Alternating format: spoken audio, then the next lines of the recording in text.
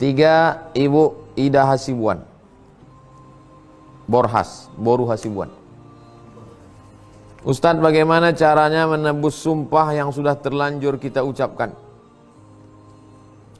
La yu'akhidhukumullahu billaghwi fi aymanikum walakin yu'akhidhukum bima kasabat qulubukum. Fakaffaratuhu. Ini dia.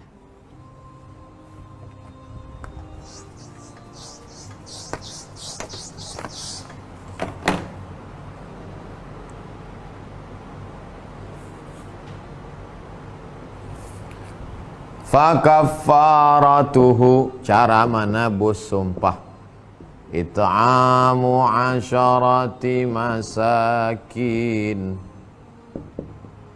au kiswatuhum au tahriru raqabah. Faman lam yajid fasiyamu salasata ayyam. Pertama, kasih makan 10 orang miskin. Kedua, kasih makan 10 pakaian orang miskin. Ketiga, bebaskan budak hamba sahaya. Tiga-tiganya itu gimana Pak Ustadz? Bukan, au di sini, au atau bukan wa. 10 makan fakir miskin nih, makan pagi berapa standar harga lontong internasional sekarang? 15.000. Nah, 15.000. Makan siang 10, 20. Ramas itu ya. Nah, makan malam 20. Makan malam pakai kopi susu 25 lah. 25. Berarti 60. 60.000 sehari kali 10. 600.000. Pakaian. Ini mahal nih. Sepatu 2,5 juta. Sepatu 500.000. Celana 200, baju 200. Takkan tak pakai celana dalam? Pakai dalam 100, 500 1 juta kali 10 juta. Membebaskan hamba sahaya. Hamba sahaya tak ada lagi sekarang. Tak ada lagi. Bapak melanggar sumpah, Ibu. Iya, pilih mana Bu? Pilih 600.000 apa 10 juta? Cepat kurang cepat. Yang atas saja deh Pak.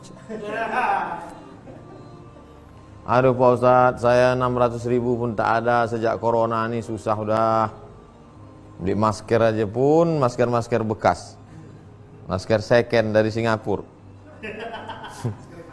Jadi 600 pun tak sanggup? Tidak. Alternatif terakhir. Fasyamu salasati ayyam, puasa 3 hari. Jadi Ibu Ida Hasibuan, Ibu pilih dan Ibu 600, 10 juta atau puasa 3 hari. Saya yakin dan percaya Ibu pasti puasa 3 hari. Tapi kalau Ibu mau, ini terserah. Makanya jangan percaya pada sumpah, karena sumpah bisa ditebus. Jumpa saya lah bapak-bapak di Makkah. Bapak ini tua, bininya muda. Tentu kita tidak suzon, cuma curiga kan. Saya tanya. Saya memang tahu tabiat saya, tak ada saya nanya. Cuma mungkin dia penasaran atau akhirnya dia cerita, Ustadz, waktu bini saya meninggal. Oh, baru kita tahu berarti ini yang kedua. Waktu bini saya meninggal, menangislah saya. Adinda, abang bersumpah nggak akan nikah lagi. Sumpah nggak akan nikah lagi. Sesudah itu Pak, sesudah sebulan cantik semua perempuan nampak aku Ustaz. Terus gimana Pak? Puasa saya 3 hari gitu. Orang puasa. Itu maka aku bilang sama ibu-ibu, kalau bersumpah bapak tuh hati-hati ibu. Puasa dia 3 hari selesai.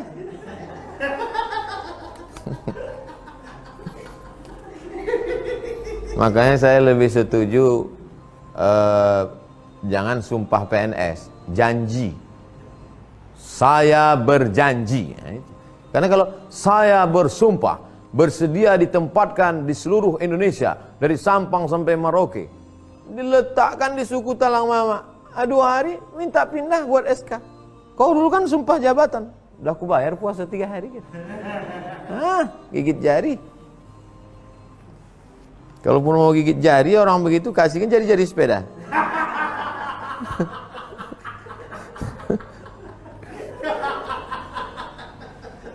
Makanya yang bagus itu janji. Saya berjanji.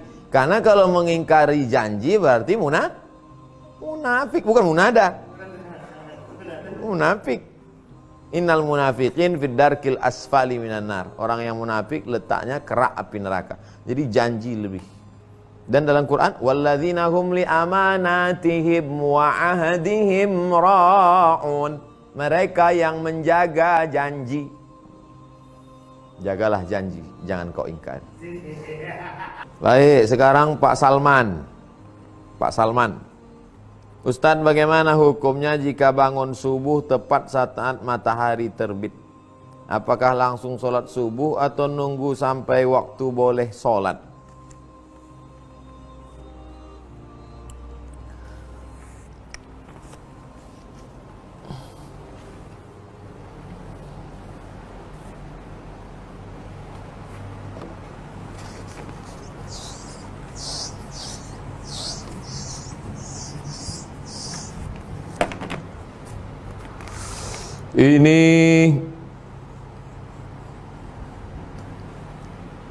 Ini laut yang bergelombang.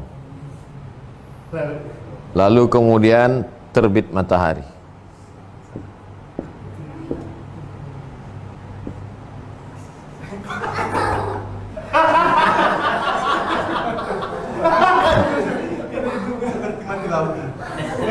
Terbit matahari.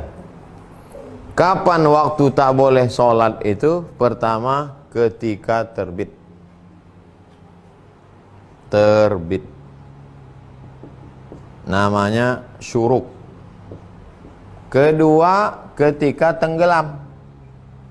Namanya ghurub. Ketiga, ketika tergelincir. Tergelincir dari atas. Tergelincir itu terpeleset, Pak Ustadz. Mana pula matahari terpeleset? Tergelincir dia. Bayang-bayang kita kalau masih tergelincir bayang-bayang tuh, udah nampak ke kiri atau ke kanan. Namanya zawal. Tergelincir matahari. Sajak pula. Sada, dua, tolu. Siji, loro, telu. Inilah waktu yang terlarang. Yang dimaksud terlarang di situ, misalnya ada orang mati. Janganlah mati Pak Ustadz, meninggal. Ada orang meninggal jam 4. Lalu kemudian karena meninggal jam 4 kan tak mungkin besok dikebumikan. Hari itu juga dimandikan segala macam mau dikuburkan. Boleh tak sholat jenazah petang tuh? Boleh. Begitu juga kalau kita masuk ke dalam masjid jam 5 sore, masuk ke Masjid Agung An-Nur jam 5. Kita tahiyatul masjid atau langsung duduk? Tahiyatul masjid. Tapi katanya waktu sore tak boleh. Yang tak boleh itu sholat tak ada sebab. Kalau sebabnya ada boleh. Kenapa kau tahiyatul masjid? Ini kan waktu terlarang. Karena sebabnya masuk masjid. Kenapa kau sholat setelah asar? Ini kan waktu terlarang. Karena sebabnya ada orang mati. Yang tak boleh itu sholat tanpa sebab, sholat sunat mutlak. Tak boleh. Karena ini waktu terlarang. Waktu ini dulu dipakai orang musyrik jahiliyah menyembah Lata, Uzza, Manat, Hubal, Jibti, Tagut. Bangun. Saya sebetulnya tak mau membahas sholat subuh jam ini. Saya nanti takutnya ini dijadikan orang dalil boleh sholat subuh terlambat. Andai terlambat. Andai kan tak mungkin tiap hari kan. Andai terlambat, maka dia sholat qobliyah dulu. Qobliyah dulu. Ayat pertamanya kuliah. Ayat keduanya kulhu. Habis qabliyah iqamat. Habis iqamat baru sholat subuh. Ayatnya Pak Ustadz, terserahlah, masa ku ajarkan juga lagi. Dalilnya Pak Ustadz, Nabi pernah sama sahabat musafir. Terbangunnya sahabat ketika matahari sudah di atas. Terkejut. Saking kan letihnya, naik kuda, jihad, tertidur di gurun pasir. Terbangun matahari sudah terbit. Bangun, wudu, mereka qobliyah dulu. Habis qobliyah, iqamat, baru sholat subuh. Kalau saya sambung duha Pak Ustadz, mak.